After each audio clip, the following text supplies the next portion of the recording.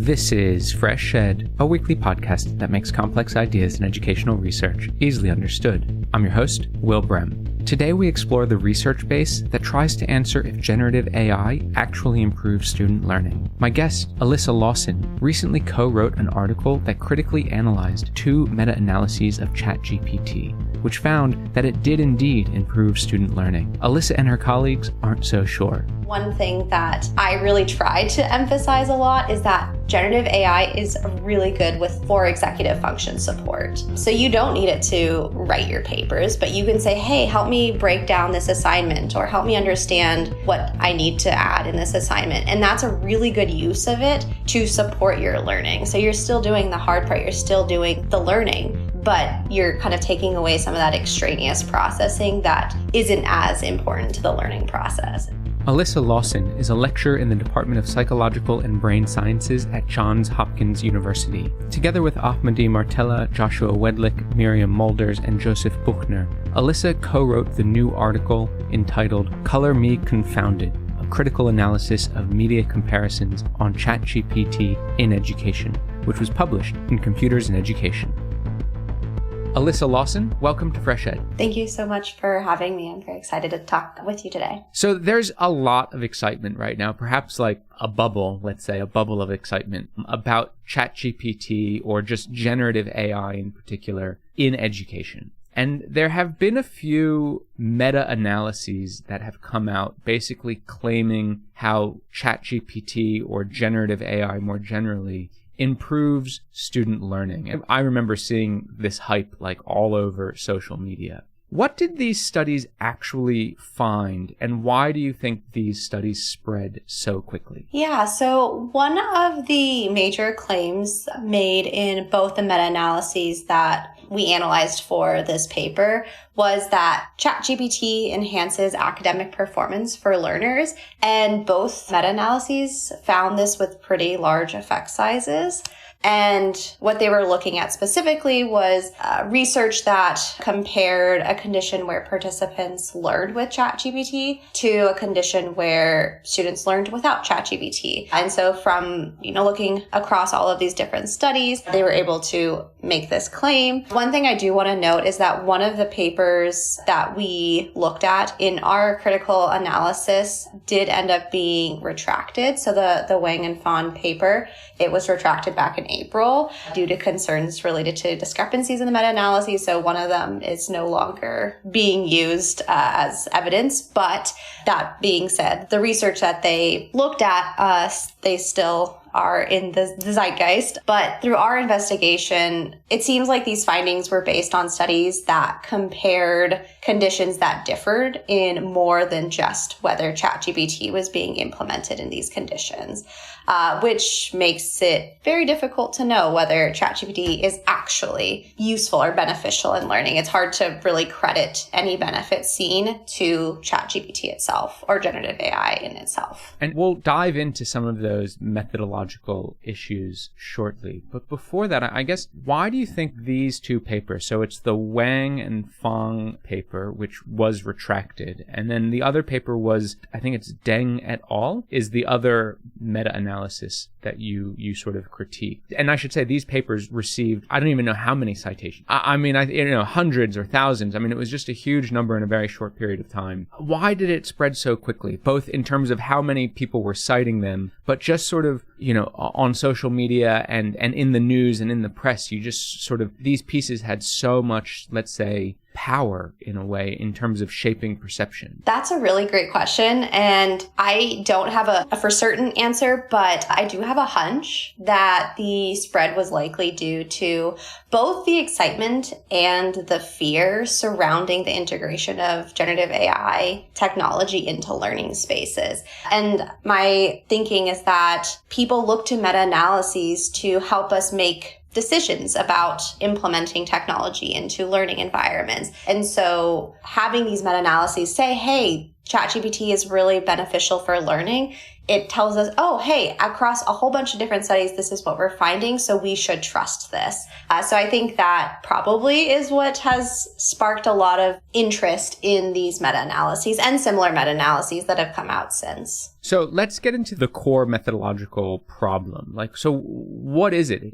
Walk us through the critique that you're making methodologically that both of these studies were sort of committing, let's say. Yeah, so I guess when it comes to what we were actually looking at, we were looking at confounds in methodological design. So what we mean by that is the conditions being compared are different in ways that go beyond just the technology is being used. So if you're asking the question, is ChatGPT effective for learning? Then you want to know, is that technology having a causal impact on learning? But if you start adding extra things into one of the conditions that then the comparison condition doesn't get, then it makes it really difficult to say if you do find effects, whether it is the technology that's causally causing the differences in the conditions, or if it's the other differences that we see across conditions, or maybe an interaction. So can you give me an example of what that might look like in terms of if there was ChatGPT given in one group, but not in the other group, but what are these other things that might also have appeared? Yeah. So,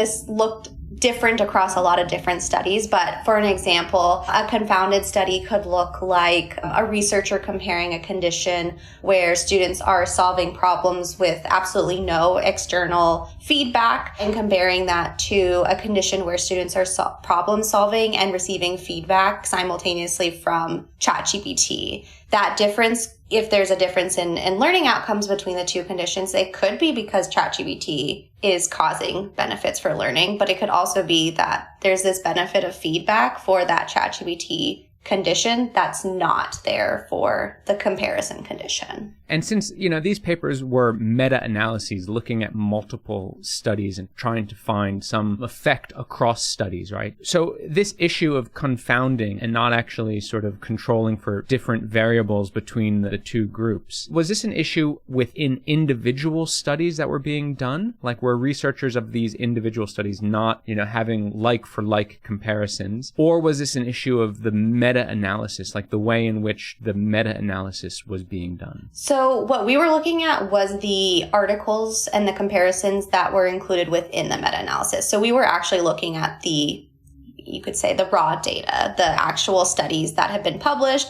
that then the meta-analyses combined and found effect sizes for, and so on and so forth. So we were actually looking at the design of the original research studies. If you give an experimental group and a control group, a ChatGPT in one and not the other, but then there's also different instructional design, is there a way to sort of manage that difference and still say something about ChatGPT?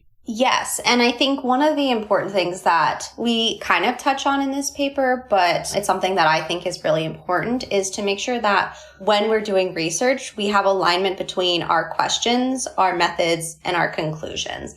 So there's nothing wrong with doing research that looks at using ChatGPT with feedback compared to a condition where someone's just problem solving with no external resources at all. That's fine if your question is, how does this instructional package impact learning compared to this other kind of situation? That is a totally valid research question, but it's not, is ChatGPT beneficial for learning? And so it sounds very minute in the wordings that we're using, but the meaning is really different, and that's what's really important. I want to dig into some of these meta-analyses that you looked at, because surely this must be a common way of doing a meta-analysis, right? Actually thinking about how comparable the different conditions are of when you bring in the studies. But in that Deng et al. Piece, you found that only one comparison out of 27 was actually well controlled. How did that happen? Isn't that something that it should be 27 out of 27, of all the articles that are included in this meta-analysis? Shouldn't that be what's happening? That's the goal. But when it comes to, especially in educational technology, new technology coming out, it oftentimes feels like a race to the finish of who can get our work out first. How can we make a name for ourselves in this field? And to do that, you can't quite do that with trying to have really strong methodological control because it takes time and effort to think through all of these methodological issues. And if you don't do that, then it's a lot easier to get to the finish line. That's my kind of guess at what the problem is. But yeah, and I do want to actually note, you say 1 in 27 comparisons in the Deng et al. Analysis were well controlled. That is what we found, but it can be a little bit misleading because there were also comparisons that we identified as being difficult to determine because in at least one of those control categories that we were looking at, there wasn't enough information to make a determination about whether or not that variable was controlled for. So there is a possibility that there are more comparisons that are well controlled among those 27, but we just couldn't determine that from what information was provided in the articles. But even without having that information, it's still hard to make strong conclusions because we don't know. One of the practical issues with these meta-analyses is that they sort of are the quote-unquote evidence to show that ChatGPT and generative AI actually increases learning. Whereas when you don't understand all these confounding factors, you miss out on perhaps what actually is increasing learning. Yeah, and I think that's a problem across a lot of different educational technology research is that a lot of this technology does incorporate methods that we know from educational and educational psychology research that are effective, like feedback and scaffolding. But if that is not something that's being taken into account in research, then we really can't say, is it the technology that's making that happen, or is it just the method that you're using? So if I were to take out the technology completely, would I still find strong effects between giving students feedback versus not giving students feedback, regardless of whether ChatGPT is there or not? Historically, has this been an issue in studies on ed tech? Like, in other words, is your critique of these two meta-analyses around ChatGPT just sort of like the latest in a long line of research on education technology? I would say yes. I think that this is not an uncommon problem. And in fact, this paper was inspired by another critical analysis that part of this team, Amity Martella and myself and a couple other people that weren't on this team, we did a very similar thing looking at the research in immersive virtual reality and found very, very similar findings that a lot of the research published in immersive virtual reality environments looking at the effect on learning, not very well controlled. And so I can't say necessarily 100% beyond that, but my guess is that this is a prevalent problem across a lot of different educational technology. I know another member of our team, Joseph, he looked at the research on augmented reality and learning and found very similar results. So a lot of people are doing similar work with a lot of different educational technology, and we're finding very similar patterns of results. Why do you think that's the case? Why is it that ed tech, is being pushed as solutions, and then there's a lot of research that's showing that it's having all these effects, but then when researchers dig into the methodology around how they found these effects, they find a whole bunch of methodological issues? Why is that happening repeatedly? This is a very interdisciplinary field of study. So there's people that study this that don't have backgrounds in how to conduct human research. Without that background, it would be really difficult to understand, what is validity? What is reliability? Why is that so important? Why is this comparability piece so important? Maybe if you don't have an education background, you might think, oh, well, just lecture is normal. But I don't know about you, but I haven't been in a classroom in the last 20 years where it's just been straight lecture. So I think that that's also a point that is hard, is that there's so many different people with so many different backgrounds, which is great. But it's also, if you're trying to ask research or try to conduct research with humans, then you need to know these kind of foundational pieces. A question I have is around how can you do this well, right? Ed tech is so prevalent in education systems around the world and has been for a very long time. So it seems important to try and figure out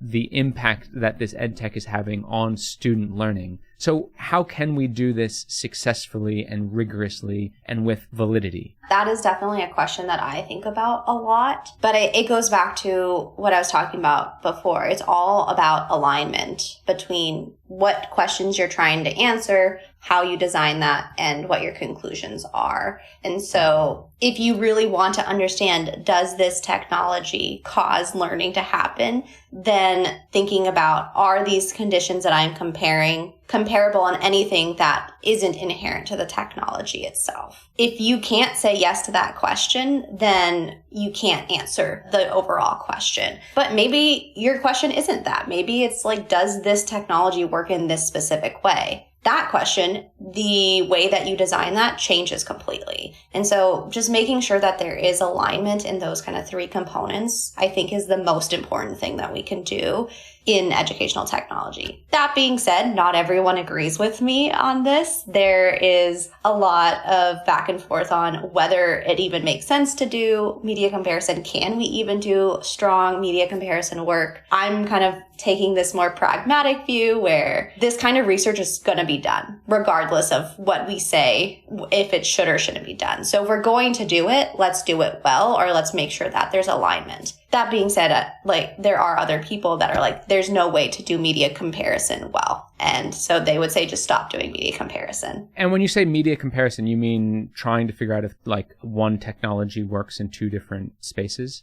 Trying to understand if typically a new technology is better than another technology or better than a more traditional learning environment like a lecture. Yeah, right. So some people say that it's an impossible task. And why do they say that? There are a lot of reasons, but one thing that comes up a lot is that it becomes impossible to control for everything once you start breaking things down further and further. And so if you can't possibly control for every single thing, then there's always going to be some sort of confound that can make it difficult to draw those conclusions. I'm not on that side of the spectrum, but there are people that argue for that. Right. And then you would say I think you use the word pragmatist, so where you can come up with the different confounds and you can come up with studies that more reliably try and understand the effect of this new media. Exactly. And I think that it's really important. I recognize that it is really difficult to control for everything, but being very explicit about this is what we weren't able to control for. This is what we are able to control for. And that's how that impacts our conclusion. I think that is probably one of the more important things that we can do when it comes to this kind of research. And what about meta-analyses? Because these are becoming quite popular in the published academic literature, trying to look across studies. What should we be aware of? What makes a good meta-analysis in a way? That's a question that I've been thinking about a lot since starting to do a lot of these too critical analyses. I have kind of been going back and forth with myself is there a benefit of doing a meta-analysis? My co-authors and I like to joke around and say garbage in, garbage out. And if you're not evaluating the literature that goes into your meta-analysis, then it makes it really difficult to know whether the meta-analysis is giving you good information. And that's not the meta-analysis fault. They can't control the research that is in the field. But I think it is important to start thinking a little bit more about how good is the research that we're putting into meta-analyses. And I do know that there's some push for that. I can't remember any of the names right now, but there's different measures that people use to assess how well designed the research is. But it's not, to my knowledge, it's not really going down to that very methodological, controlled aspect. And so even when meta-analyses report that the research that they're using is strong, it's not always looking at it in the same way that we've looked at it here. I have sort of a practical question around, I guess a meta-analysis takes on so much power because it is supposedly looking at, multiple studies around the same phenomenon. And that instead of having to read 27 articles, I can read one article and sort of get the large understanding. And then it also begins to sort of cut across contexts, and it becomes sort of seen as more generalizable as like a general condition. But if it's garbage in, garbage out, and as a reader of these meta-analyses, if I'm not going to dig into all 27 studies like you have done, how should I be a skeptical reader of these, right? Like, a lot of people listening to this podcast are probably students in education,